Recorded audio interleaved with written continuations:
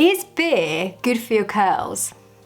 Let's find out. Hello everyone, welcome back to my channel. In today's video, I'm gonna be trying a beer rinse for the very first time. I've actually already tried it, which is why I'm also trying to hide my hair from you. So what is a beer rinse and what are the benefits? A beer rinse is actually a vegetarian protein treatment, and you guys know that I love doing a gelatin protein treatment, but unfortunately that is not vegetarian. So I wanted to try a vegetarian protein treatment to see how it compares, see if it gives me some of the same benefits as a gelatin treatment does. Beer contains protein from the yeast and the grains that are used to make beer. If your hair is feeling limp, lifeless and lacking structure, then this could be a good treatment for you to try. It's meant to make your hair feel more bouncy, more shiny, give it a bit more structure like other protein treatments do. So I'm really interested to see how it turns out. I mean, I already know how it turns out, but you don't. I got all the information for this video about how to do it and how much to use, how long to leave it on for, from Sciencey Hair Blog, which is a blog that I always mention. I really recommend it for sciencey hair stuff,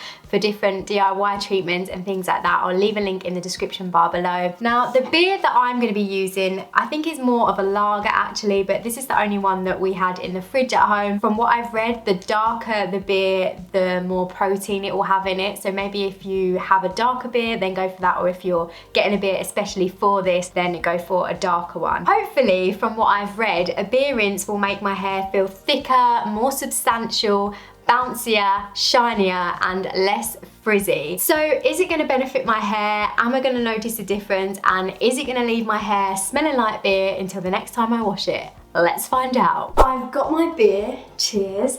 I've got about half a pint and I've allowed it to go flat because you want the foam of the beer to go within the rest of the liquid, because apparently that is where some of the smaller proteins are. So hopefully that goodness is going to go into my hair. I also have a bowl, my Halloween bowl, which has become very handy when it comes to like the bowl method and other hair video things. And I also have a shower cap just to put over my head once I've done the beer rinse, and I keep it in my hair for a little bit. I've got a couple of clips as well just to clip my hair up before I put the shower cap on. My hair is clean. I washed it last night and then I just blasted it with the hairdryer, which is why it is pretty much straight, but it's very frizzy and floofy. So you have to start with clean hair, but because my hair is dry, I'm just gonna wet it slightly first. So first I'm just going in and wetting my hair, and as I said, my hair is clean because I washed it last night, but I'm just wetting it so it's wet before I put the beer on. I've just scrunched a little bit of the water out so it's not like dripping wet, and now I'm gonna put the beer on. Cheers! I actually didn't think about how cold it would be on my head, so it gave me a bit of a shock when I first poured it on my head. But I'm just pouring it all over my hair and fully saturating my hair, and I've put a bowl there so the excess can fall into the bowl, and then I'm just gonna dip my hair back into it and squish it in, similar to the bowl method where the bowl catches the excess product and water. And yeah, I'm just squishing it back into my hair just to make sure that my hair is fully saturated to get the full effects of the protein treatment. And I just continue doing this until I'm happy with how saturated my hair is and that every strand has been covered. There's definitely a very strong beer smell. It kind of smells like I'm at a festival and someone has thrown a beer all over me. And at this point, I was actually really hoping that the smell didn't linger in my hair, but you'll find out whether it did or not towards the end of the video. And now I'm just doing one more rinse, pouring all of the excess beer over my hair, and then I'm scrunching it in. And yeah, that's pretty much what a beer rinse is, but keep watching to find out the next steps and how long I leave it on for. Okay, now I'm going to just tie my hair up. I'm just going to put it round in a little bun.